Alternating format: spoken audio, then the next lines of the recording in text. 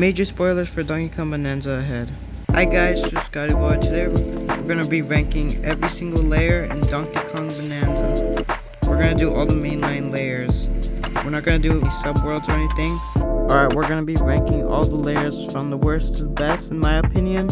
So let's get into the video. Starting in last is the landfill layer. Honestly, every single one of these layers in Donkey Kong Bananza are really good. But the thing I have with the landfill layer is that it's just, for me, it's kind of forgettable. There's not much in it. I mean, the main goal is just for you to dig down. That's kind of it. To the next one. Next up is the divide. The divide is obviously just it's a fork in the road. There's like really nothing here. There's a bunch of little secrets hidden around. Yeah, that's just about it. Next up is the Ingot Isle Cave-In. Alright, the Ingot Isle Cave-In on the tutorial, it was actually really fun. But, I mean, it was a tutorial after all. After the main game, it's still kind of just like a hub world. It's still the tutorial after all. There's a bunch of secrets and moving on. Next up is the Junction. At first you may assume it's just the same as the Divide, but this place is home to one of the first Void Kong fights. After the big fight, there's really nothing else. Next up is the Groove Layer. The Groove Layer, like the when you start in the prison, you have to break out of it. That's really cool. I also like the gigantic disco here, and I love the task of preparing the music. Moving on. Now we got the resort layer. I love the resort theming, and I also love the gigantic fruits. They're really nice. And I love the big watermelon, and I love every part of this. But the thing for me is that section is kind of short. That's a big minus for me. Moving on. Next up is the hilltop layer. See, the thing I got with the hilltop layer, kind of empty.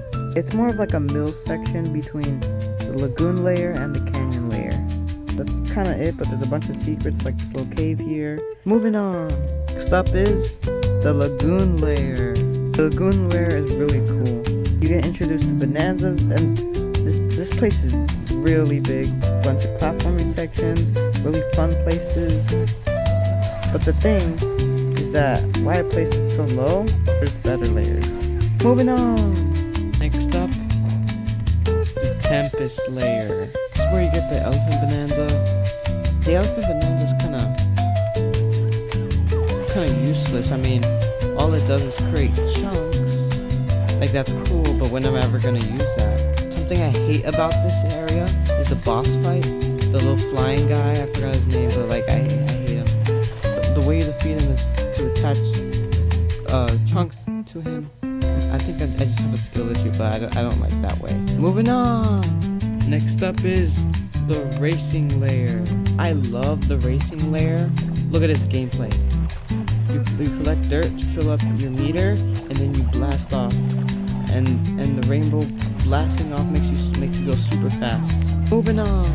Next up is the Radiance layer. Radiance layer is where you unlock the Snake Bananza. This is actually a really fun level. There's also some puzzles at the end, so you can turn the sun on and off at the very end. Moving on! Next up is the Freezer layer. Alright, we're getting to the really good layers now. The Freezer layer is where you get the Zebra Bananza, obviously. Anyways, there's a lot of creative stuff here. Like for example, the speeding water right here, and the crumbly bridges. And there's so much cool stuff, so much uniqueness. Moving on! Next up is the Forest layer. The Forest layer is super fun. The Forest layer is better than Freezer Path.